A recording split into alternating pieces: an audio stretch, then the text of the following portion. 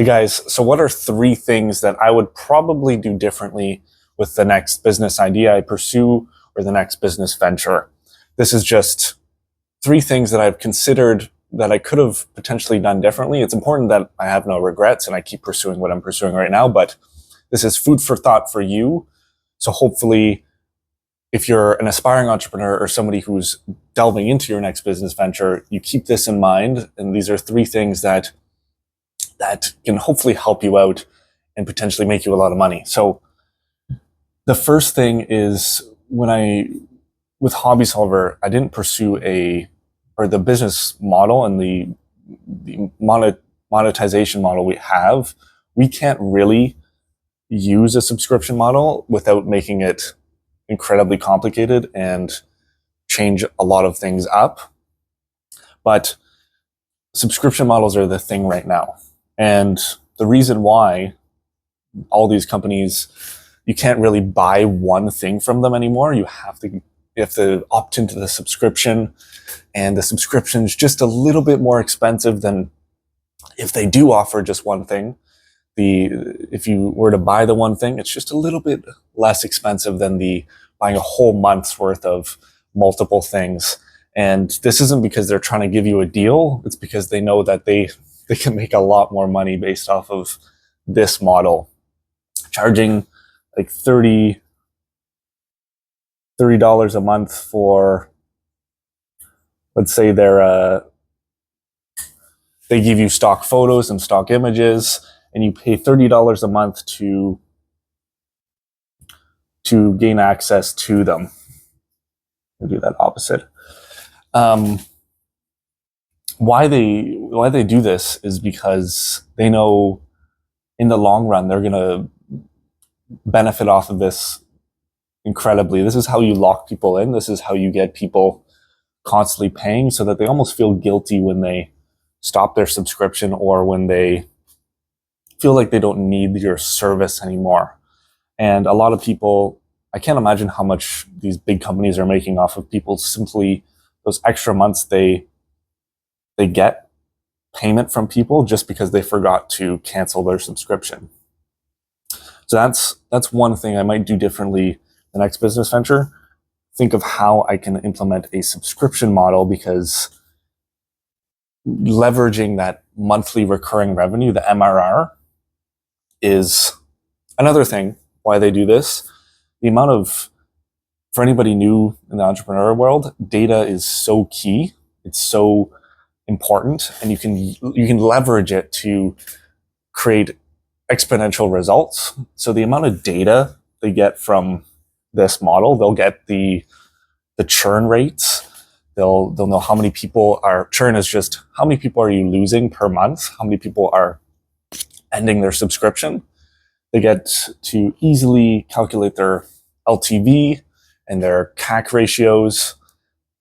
It's just all around the best model out there right now.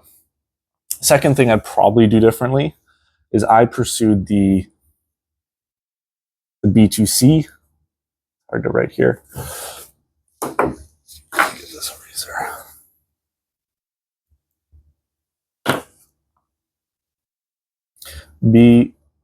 B2C, whereas next time I'll probably try and go to the B2B realm.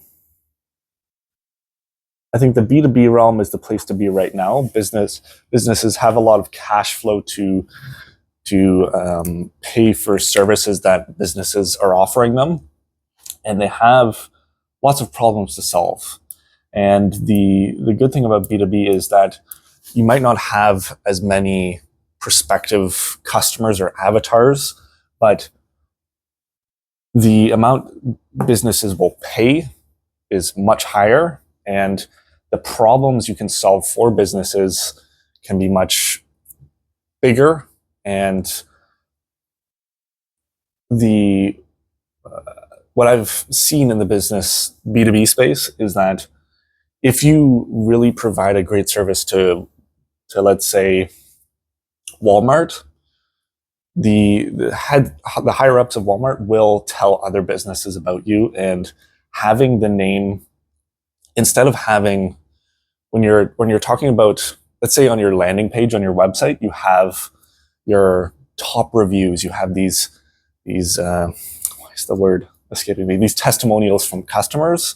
Instead of having a testimonial from Jimmy from Ottawa, Jimmy from Vancouver, or Bob from Vancouver, you have a testimonial from Walmart. You have a testimonial from Google. These big names, these names that people have heard of, and those testimonials can go a lot farther.